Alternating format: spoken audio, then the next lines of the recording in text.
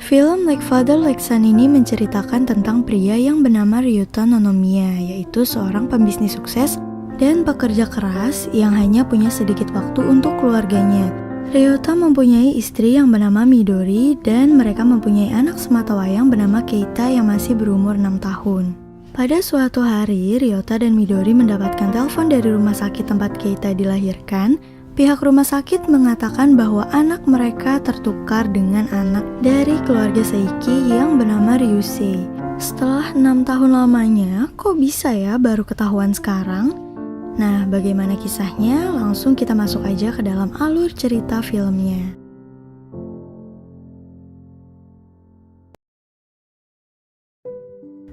Film dimulai saat Ryota dan keluarga sedang berada di sebuah ruangan untuk wawancara dalam rangka tes masuk sekolah dasarnya Keita. Ryota diajukan pertanyaan oleh dua orang yang duduk di hadapannya, di antara ia dan istrinya. Siapa menurut Ryota yang paling mirip dengan karakteristik anak laki-lakinya mereka yang berumur 6 tahun itu?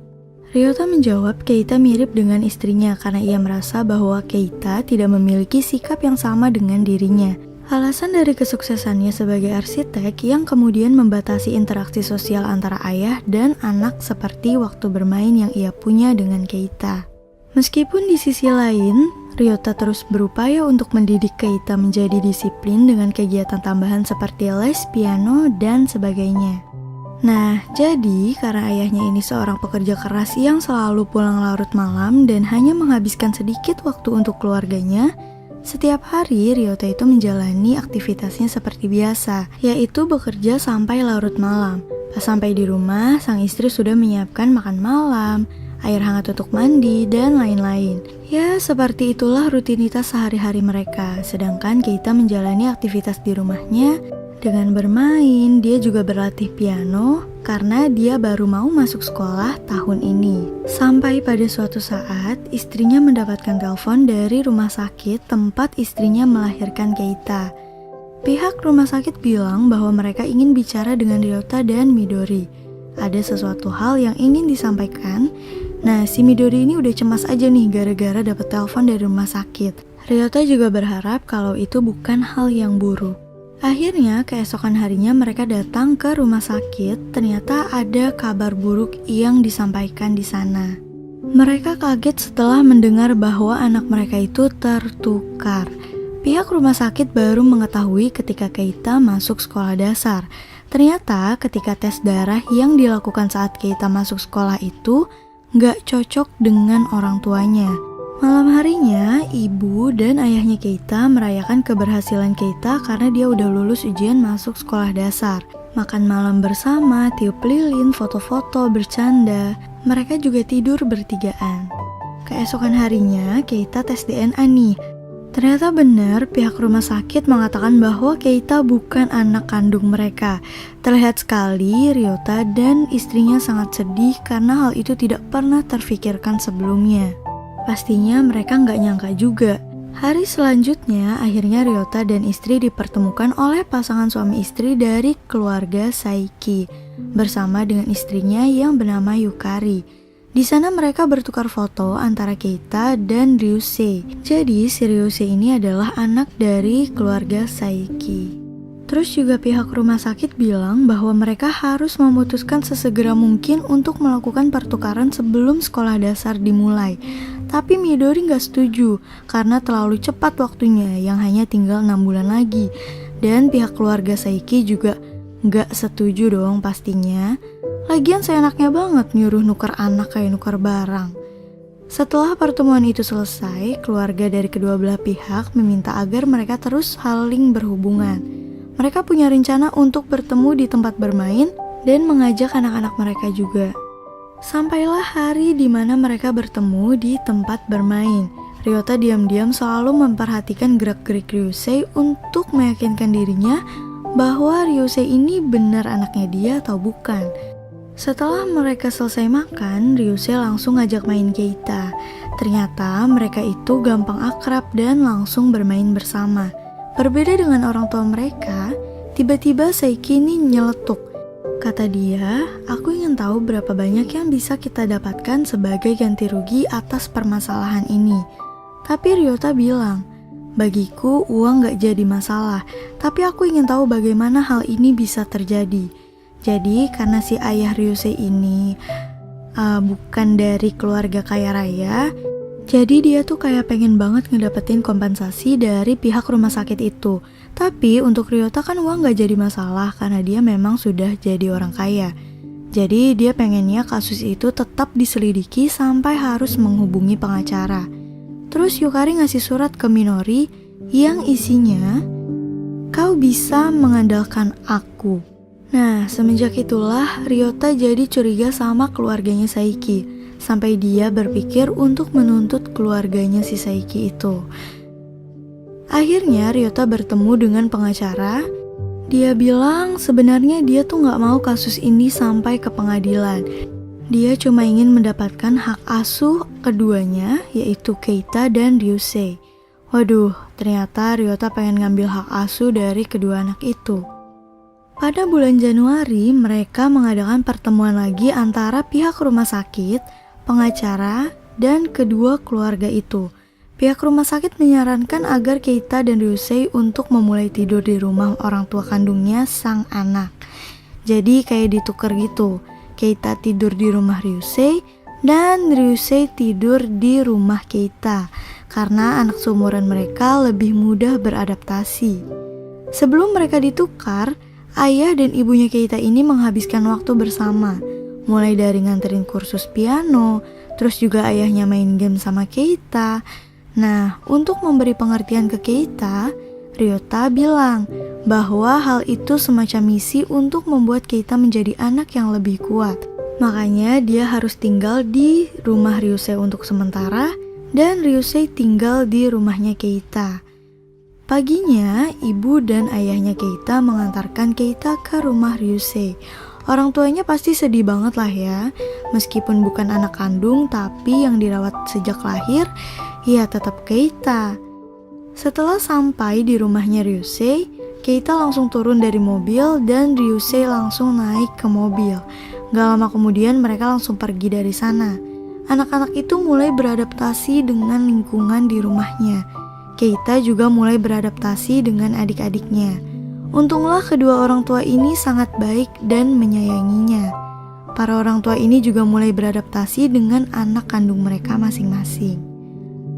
Gak lama kemudian, mereka udah mulai kembali ke rumah masing-masing nih. Keita cerita tentang pengalaman dia nginep di rumah Ryusei. Ya karena Keita terbiasa hidup mewah, gak rame. Terus juga Keita bilang awalnya dia takut sama ibunya Ryusei, tapi ternyata dia sangat baik. Sedangkan keadaan Ryusei itu kan berbeda dengan Keita. Rumahnya selalu ramai karena dia punya adik, dan ayahnya juga penjaga toko. Terus dia juga hidup sederhana tapi selalu bahagia karena keluarga itu lengkap kalau kumpul. Sedangkan ayahnya Keita ini kan selalu sibuk kerja terus. Hari-hari pun terus berlalu. Pada bulan April mulailah Keita masuk sekolah dasar. Dianterin sama Ryota, Minori, neneknya Keita, dan Saiki. Mereka berjalan sambil merekam momen itu. Pas pulang sekolah, dua keluarga itu bertemu lagi untuk bermain di tempat bermain untuk anak-anak. Pas anak-anak lagi main, orang tua ini saling ngobrol. Di situ Ryota memberanikan diri untuk menawarkan bahwa Keita dan Ryusei diurus sama dirinya dan hak asuh jatuh ke tangan Ryota. Tapi pas Ryota ngomong gitu malah dikeplak palanya sama si Saiki itu. Jelas dong orang tuanya gak terima karena keluarganya Saiki ini ngerasa kayak diremehin sama Ryota. Mereka menganggap bahwa Ryota ngeremehin karena mereka dari keluarga yang gak mampu. Makanya Ryota mau ngambil Ryusei. Saiki merasa sakit hati karena Ryota bersikap seperti merendahkan keluarganya. Keesokan harinya mereka bertemu lagi nih di pengadilan. Mereka bertemu untuk mendengarkan kesaksian dari Suster Miyazaki. Jadi suster itu adalah suster yang waktu itu piket saat si Ryota dan Keita itu lahir. Nah, sebelum suster itu memberi kesaksian yang sebenarnya, dia sudah disumpah untuk berkata jujur. Nah, disitulah baru ketahuan kenapa Keita dan Ryusei tertukar. Ternyata suster itu memang sengaja menukar bukan karena keteledoran, tapi memang karena sengaja. Nah, karena dia melihat keluarga Ryota itu kaya raya dan bahagia dengan anak yang baru lahir, makanya dia melakukan hal itu. Pada saat itu dia sedang mengalami masalah dalam membesarkan anak dari suaminya, sehingga dia melepaskan rasa frustasinya itu pada anak orang lain. Saat itu keluarganya Ryota lah yang memiliki rumah paling megah. Istrinya juga bilang ke suster itu bahwa suaminya kerja di perusahaan besar. Keluarganya juga selalu datang menjenguk Minori setiap saat. Dibanding dengannya, dia bilang dia tuh bukan apa-apa. Dia juga punya rasa senang karena sudah melakukan hal itu. Karena dia merasa bahwa bukan hanya dia satu-satunya orang yang memiliki masalah. Pas ditanya alasan apa yang mendorong dia untuk mengakuinya saat itu, ternyata anak dari suaminya itu sekarang menyayangi dirinya. Dia berpikir apa yang dia lakukan saat itu sangatlah kejam. Dia juga ingin dihukum untuk kesalahannya itu. Dan dia juga minta maaf ke keluarga korban dan dia menyesali perbuatannya. Ya tapi gak gampang lah ya memaafkan orang yang kayak gitu. Apalagi dia bilang kalau dia itu bahagia melakukan hal kayak gitu. Setelah mendengarkan kesaksian dari suster itu, ya jelas dong para orang tua ini merasa sangat kesal. Rasanya tuh mereka ingin menghukum seberat-beratnya si suster itu. Tapi ya mau gimana lagi, kejahatan itu udah lewat batas waktunya. Hari demi hari omongan-omongan dari orang lain pun semakin membuat mereka bingung, termasuk omongan dari ibunya Minori dan ayahnya Ryota yang bilang bahwa mereka harus segera menukar anak mereka. Padahal kan gak semudah itu ya untuk berpisah dengan anaknya walaupun bukan anak kandung. Kemudian anak-anak mereka mulai dibiasakan untuk menyebut panggilan ayah dan ibu ke orang tua kandung mereka masing-masing. Keita juga kelihatannya udah mulai akrab dengan adik-adiknya. Pas mereka kembali ke rumah masing-masing setelah nginep, Ryota menghabiskan waktu bermain di taman sama Keita. Dia juga makan malam bersama Keita dan istrinya. Dia juga perlahan mengajarkan Keita untuk memanggil panggilan ibu dan ayah ke orang tuanya Ryusei. Ya, meskipun susah untuk ngasih pengertian ke anak kecil itu, ujung-ujungnya Ryota bilang kalau itu adalah misi mereka lagi. Sampai pada suatu saat, kedua keluarga itu saling bertemu lagi. Gak biasanya mereka ini bertemu di suasana alam, kayak di pinggir sungai gitu. Bukan di mall atau di rumah. Di sana keluarga itu saling menyebutkan hal apa yang disukai anaknya. Terus juga mereka bermain, berfoto, kedua ayah itu juga saling bertukar cerita. Minori juga bilang kalau Keita ingin punya adik lagi, tapi sayangnya Minori gak bisa ngasih adik untuk Keita karena dia gak bisa hamil lagi. Tapi akhirnya doa Keita terjawab. Ternyata dia memang punya adik kandung meskipun dengan cara seperti ini. Nah, setelah pertemuan itu, akhirnya Ryusei dan Keita mulai nginap di rumah orang tua kandung mereka. Ada beberapa peraturan untuk Ryusei ketika dia tinggal di rumah itu. Yang pertama, gak boleh gigit sedotan, terus juga setiap hari harus masuk kelas bahasa Inggris dan harus rajin belajar. Yang ketiga, harus bersikap baik saat ke toilet. Yang keempat, Ryusei harus mandi sendiri tanpa membuat kegaduhan. Yang kelima, hanya boleh menonton TV atau main PS selama 30 menit dalam seharian. Yang keenam, Ryusei harus memanggil mereka ayah dan ibu. Nah, peraturan yang terakhir itu yang membuat Ryusei bingung. Dia terus berkali-kali menanyakan kenapa dia harus memanggil mereka ayah dan ibu. Ryusei menganggap bahwa mereka bukanlah ayah ibunya. Jadi kenapa dia harus manggil ayah dan ibu? Ya, di situ Ryota bingung tuh untuk ngejawabnya. Dia cuma bilang bahwa dirinya adalah ayahnya Ryusei. Minori juga sudah mulai ganti hiasan rumahnya termasuk foto-fotonya.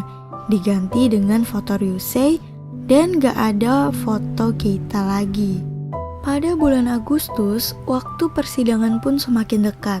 Ryota kekeh banget pengen punya hak asuh Keita dan Ryusei. Padahal pengacaranya udah bilang, jangan memikirkan hal itu karena keadaannya sekarang semakin membaik. Mending mereka itu saling fokus untuk kebahagiaan keluarga mereka masing-masing. Karena anak-anak ini lagi tahap dalam beradaptasi di lingkungan mereka, nah ada nih waktu Ryusei mulai cari perhatian. Jadi Ryusei ini mulai bikin kesel Ryota dan Minori di rumah itu. Mulai dari menggambar muka Minori yang jelek, terus juga dia mencet-mencet piano gak jelas yang bikin satu rumah itu berisik. Karena diomongin baik-baik si Ryusei ini gak mau dengar, akhirnya gak sengaja Ryota membentak Ryusei. Ryota jadi kelihatan gak suka sama Ryusei karena dia mulai bandel. Pas Ryusei minta benerin mainannya aja, Ryota ini kayak ngedumel, marah-marah dan gak mau memperbaiki mainannya Ryusei. Tiba-tiba Ryusei bilang kalau dia akan bawa mainannya itu ke ayahnya untuk dibetulin. Tapi tiba-tiba Ryota bilang bahwa Ryusei gak akan pernah kembali lagi ke rumah itu karena sekarang dialah ayah kandungnya. Dan akhirnya Ryota mau membenarkan mainan Ryusei. Paginya Ryusei ini bangun duluan. Dia ngeliat ibunya masih tidur dan ayahnya udah berangkat kerja. Karena di rumahnya gak ada siapa-siapa, akhirnya dia kabur dari rumah itu. Diam-diam naik kereta, dia ngikutin bapak-bapak di belakangnya biar dia bisa masuk tanpa beli tiket kereta. Ternyata dia pergi ke rumah orang tuanya yang dulu. Di sana dia terlihat bahagia karena rame kan, banyak orang. Dia juga ada teman bermain, dia juga main sama adiknya. Nah, pas Minori sadar kalau Ryusei itu gak ada di rumahnya, akhirnya dia nelpon suaminya untuk nyari Ryusei. Ryota langsung berangkat ke rumahnya Saiki. Dan ternyata benar, Ryusei ada di sana lagi main sama Keita dan adik-adiknya. Keluarganya Saiki menganggap bahwa keluarga Ryota ini merasa keberatan atas keberadaannya Ryusei dan nawarin Ryusei untuk tinggal bersama dengan mereka untuk sementara waktu. Tapi Ryota gak mau dan maksa Ryusei untuk pulang. Akhirnya kembalilah bersama mereka lagi. Pas di sana, Keita kelihatan kayak ngambek sama ayahnya karena yang dibujuk pulang cuma Ryusei doang. Boro-boro Keita diajak pulang, diajak ngobrol aja pun juga enggak. Dari situ kelihatannya Keita sakit hati kenapa ayahnya gak mau nganggap dia lagi. Nah, semenjak kejadian itu, Ryota mulai luluh lagi nih hatinya. Dia gak mau terlalu memaksa Ryusei untuk menuruti semua peraturan yang dia buat. Akhirnya Ryusei mau kembali lagi meskipun dia merasa kesepian. Minori juga udah mau diajak bercanda dan bermain bersama-sama dengan Ryusei dan Ryota. Ryota juga punya ide untuk nyenengin hatinya Ryusei. Dia membeli tenda kemah untuk bermain kemah-kemahan di rumahnya. Di dalam tenda itu mereka tidur bertiga. Pas pagi harinya Ryota iseng foto-foto Ryusei. Nah, pas dia lihat hasilnya, gak sengaja dia ngeliat galeri di kamera itu ada beberapa foto yang mengingatkannya dengan kenangannya bersama Keita. Keita juga diam-diam suka foto-foto Ryota. Hal itulah yang bikin dia nangis lagi.